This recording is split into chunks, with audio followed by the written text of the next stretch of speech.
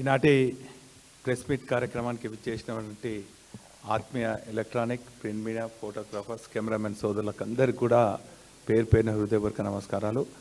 ఈనాటి press meet కార్యక్రమంలో నాతో పాటు గౌరవ టీజే రాష్ట్ర అధ్యక్షులు మాజీ కూడా చైర్మన్ సోదరులు మరి యాదవ్ రెడ్డి గారు, మాజీ రైతు రుణముక్తి కమిషన్ చైర్మన్ నగుల వెంకన్న గారు, మాజీ చైర్మన్ సోదరులు విద్యార్థి నాయకుడు వాసుదేవ్ రెడ్డి గారు పాల్గొంటున్నారు. మనందరికీ కూడా తెలుసు, తెలంగాణ రాష్ట్రం తర్వాత తెలంగాణ తొలి ముఖ్యమంత్రి కేసీఆర్ గారు హైదరాబాద్ తర్వాత రెండో అతిపెద్ద నగరంగా వరంగల్ని అభివృద్ధి చేయాలని చెప్పి అనేక అభివృద్ధి కార్యక్రమాలు అక్కడ చేపట్టడం జరిగిన విషయం మనందరూ కూడా తెలుసు. అదే చొరవతోని కేటీఆర్ గారు అనేక ఐటీ పార్క్స్ కానీ అనేక ఇండస్ట్రీస్ కూడా వారి చొరవతోనే అక్కడ తీసుకొచ్చి 9.5 ఏళ్ల పాటు బ్రహ్మాండంగా రెండో రాజధానిగా పేరు తెచ్చే విధంగా మరి ఆనాడు మనం కేసీఆర్ గారి పాలన చూసినాం. మోసపూరిత మాటలతోని 420 హామీలు 6 గ్యారంటీలతోని సుమారు 3 సంవత్సరాల క్రితము రాష్ట్రంలో కాంగ్రెస్ పార్టీ అధికారంలోకి వచ్చిన తర్వాత హైదరాబాద్ నుంచి స్ట్రీట్ వరకు మొత్తం అవినీతిమయమైంది.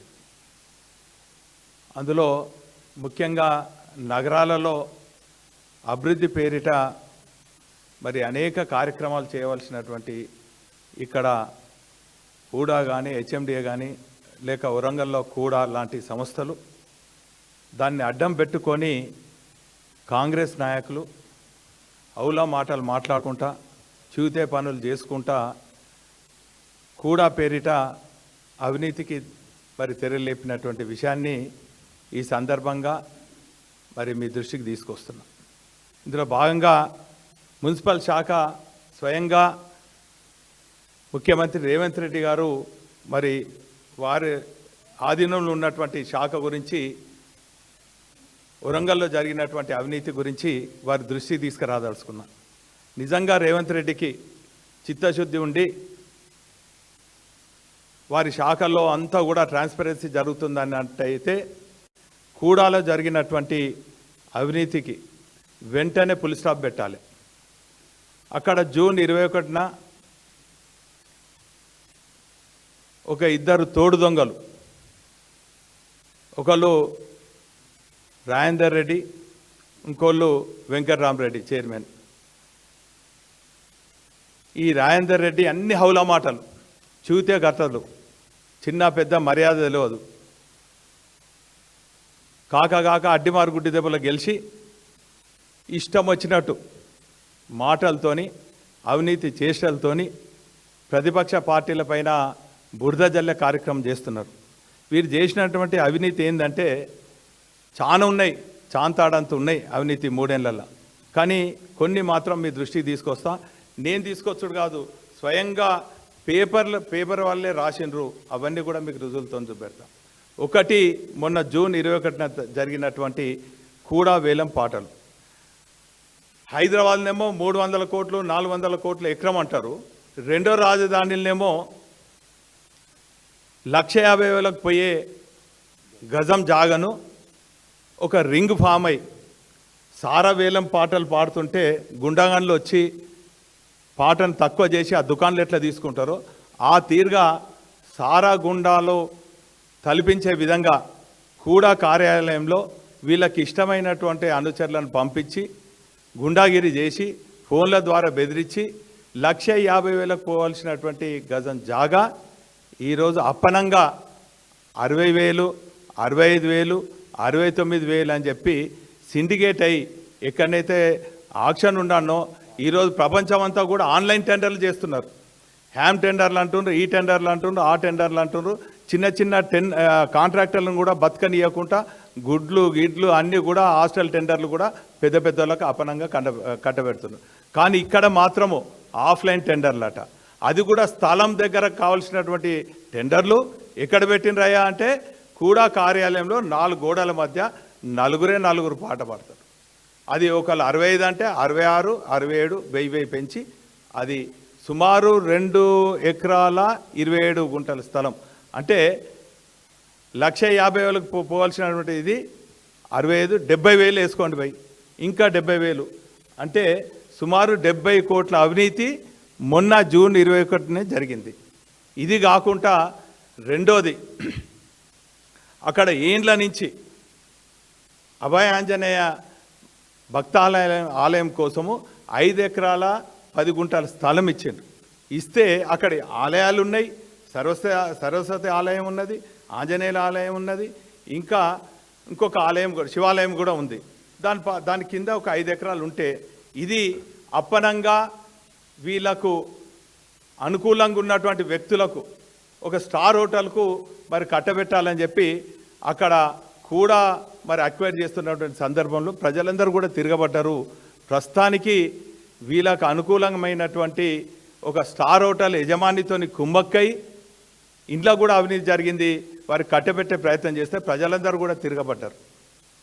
ఇదే కాకుండా మీరు చూసినట్టయితే మేము చెప్పుడు కాదు, కుంటను మింగేస్తున్నా కూడా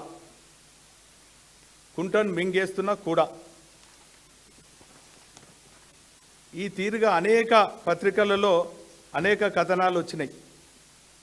దీనికి కూడా స్పందించారు. ఇదేందని అడిగితే మా పైన బురద జల్లుడు, ఇష్టం వచ్చినట్టు మాట్లాడు. మరి ఇది చూసినట్టయితే మనకు చాలా సందర్భాలలో కొన్ని వాల్టా యాక్ట్ అని ఉంటుంది, ఎన్విరాన్మెంటల్ యాక్ట్ ఉంటుంది. మరి ఈ సందర్భంగా పక్షులను కూడా మనం కాపాడవలసినటువంటి బాధ్యత ఉంటుంది.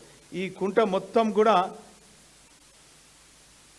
భద్రకాళి చెరువు మట్టిని తీసి మరి కుంటను కబ్జా చేసి మళ్ళీ ఇదొకళ్ళకు ఒక బిల్డర్తో కుమ్మక్కై సుమారు ఒక 10-12 ఎకరాల ఈ స్థలాన్ని, మంచి పక్షులు ఉన్నాయి, పర్యావరణం ఉన్నది, దీనిపైన ఆధారపడినటువంటి మరి మత్స్యకారులు ఉన్నారు. దీన్ని అంతా కూడా మీరు చూడండి. ఇదేందని చెప్పి పర్యావరణవేత్తలు ప్రశ్నిస్తే మరి ఇది ఏమంటాడు వెంకటరామరెడ్డి, ఇట్స్ ఎడిటెడ్ వీడియో అట. మీరే స్వయంగా చూడండి, అక్కడ చూడండి. ఇది రెడ్డిపురం దగ్గర ఉన్నటువంటి కుంట. సౌండ్ పెట్ట పక్షుల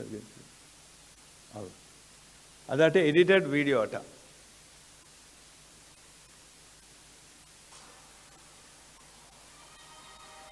పర్యావరణవేత్తలందరూ కూడా దీన్ని ప్రశ్నిస్తే దీని వెనుక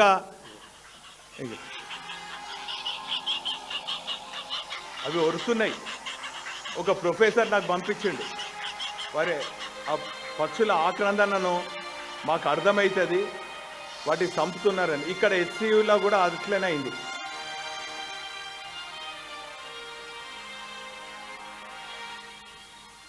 ఈ తీరుగా అన్నిటినీ కూడా కబ్జా చేసుకుంటా కూడా ముసుకేసి అవినీతికి పాల్పడుతున్నారు ఇద్దరు తోడు దొంగలు. అందులో ఒకటి రాజేందర్ రెడ్డి, ఇంకోటి వెంకటరామరెడ్డి.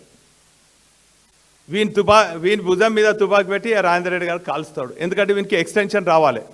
ఇక వాని బలం చూసుకొని వీళ్ళిద్దరు ఇష్టం వచ్చినట్టు హౌలా మాటలు మాట్లాడుతుంటారు. ఈ హౌలా చేసేటోళ్ళను హౌలాగాన్లు అనకుంటే ఏమనాలి? మళ్ళీ పైనుంచే మమ్మల్ని ఇష్టం వచ్చినట్టు అంటారు. మాకు అనరాదా? నిన్ను వ్యక్తిగతంగా విమర్శించలేవా? నువ్వు ఎంతున్నావు? 4 ఫీట్లు ఉన్నావు.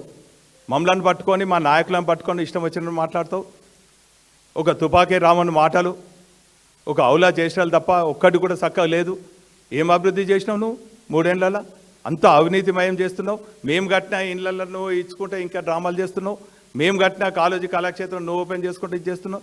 ఈ తీరుగా 3 ఏళ్ల నుంచి ఒక దమనకాండ, మా కార్యకర్తలపైన అక్రమ కేసులు. నేను ఈరోజు స్ట్రేట్గా ఒకటే అడుగుతున్నా, రేవంత్ రెడ్డి శాఖలు జరుగుతున్నటువంటి ఈ కూడాకు సంబంధించి వారి శాఖలు ఉన్నది, దీని టెండర్లను వెంటనే రద్దు చేయాలి, ఈ ట్యాంకులను అన్నిటిని కూడా రిస్టోర్ చేయాలి. అదేవిధంగా గతంలో మేము కొన్ని వర్గాల వారికి ప్రత్యేకించి చెప్పాలంటే షాదిఖానా కోసము ఇచ్చినటువంటి స్థలాన్ని ఏ తీరుగా వీళ్ళు మరి రద్దు చేసి ఇతరులకు ఇచ్చే ప్రయత్నం చేస్తున్నారు. ఇంత అవినీతి జరుగుతుంటే ఒక బాధ్యత గల ఒక ప్రతిపక్ష పార్టీగా ప్రతిపక్ష నాయకులుగా ప్రజల పక్షాన అడుగుతుంటే ఇష్టం వచ్చినట్టు వాళ్ళు మాట్లాడుతుండ్రు. మేము మాట్లాడలేమా? మేము కూడా ప్రజాక్షేత్రంలో ఉన్నాం. మేము తెలంగాణ కోసం పోరాడుతుంటే నువ్వు గుండాలను వేసుకొని వచ్చినావు, ప్రజలు తిరగబట్టి రౌతులతో కొడితే నువ్వు ఉరికినావు. కానీ మేము ప్రజల పక్షాన పోరాడినాం. అప్పుడు కానీ ఇప్పుడు కానీ రేపు రాబో రోజుల్లో కూడా ఖచ్చితంగా మేము ప్రజల పక్షాన పోరాడతాం. ఇటువంటి అవినీతిని ఎక్కడికక్కడ ఎండగడతాం, వెంటాడతాం. మరొక్కసారి రేవంత్ రెడ్డిని డిమాండ్ చేస్తున్నాం, నీ శాఖలో జరిగినటువంటి అవినీతిని వెంటనే మరి ప్రక్షాళన చేయాలి, ఒక కమిటీ వేయాలి. లేకుంటే మాత్రం ఖచ్చితంగా రాబోయే రోజులలో మరి మా ప్రభుత్వం రాబోతున్నది, ఈ టెండర్ని రద్దు చేస్తాము. ఖచ్చితంగా నేను అక్కడ టెండర్ల పాట పాడిన వాళ్ళకు కూడా మరి విజ్ఞప్తి చేస్తున్నా, దయచేసి మీరు తెలుసో తెలియకనో ఎవరు ప్రోద్బలంతోనో ఉన్నారో మరి దయచేసి అవి రద్దు కాబోతున్నాయి. మీరు అక్కడ ఏమాత్రం కూడా పనులు చేయొద్దు అనేది ఈ సందర్భంగా మేము ప్రజల పక్షాన్ని డిమాండ్ చేస్తున్నాం. ఇంకా కూడా వివరాలు ఈ ప్లాట్ల విషయాలన్నీ కూడా మా సోదరుడు మరి యాదవ్ రెడ్డి గారు మాజీ కూడా చైర్మన్గా వివరిస్తారు.